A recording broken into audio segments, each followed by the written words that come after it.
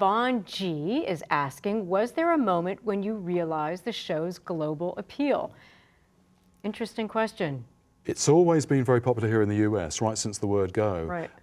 I think the rest of the world has taken a bit of time to catch up. And but when did it hit you that I don't know. I think it's hard to say. I think we were talking about Mongolia earlier on. The Mongolian shaman's assistant's husband, it turned out, was a big fan of the show. It's quite bizarre. Oh, how about that?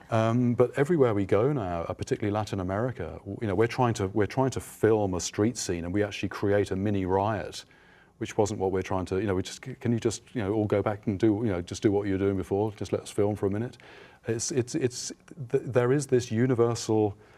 I think what it is, we're showing creatures that people haven't seen before, but they're not just, they're very dramatic creatures. They're quite ugly. People like ugly creatures.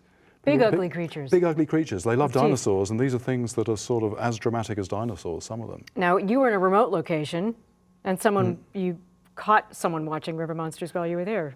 Yeah, we were in Colombia, and we were filming there. We were filming these wooden huts up on stilts, and we were going to film a scene there. And the cameraman was next to me, and he looked to one side, and he looked through somebody's front door, and they were playing on their television the Goliath Tigerfish episode, which he had filmed, and I'm appearing on the television, and then the real version of me walked in front of the screen. He said he had this terrible sort of moment of like, where am I? It's amazing. Yeah.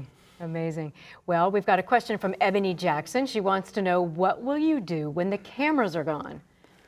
I do actually, every year we do wonder if we're going to get another season, because there is a finite number to these creatures. Are we going to run out? And we always seem to manage another year. I would like to write a little bit more. I like the film work because that's nice and collaborative, but writing is more personal. And you are an excellent writer. I've read your book. But it's very hard work, and it's very hard to do that in parallel with filming.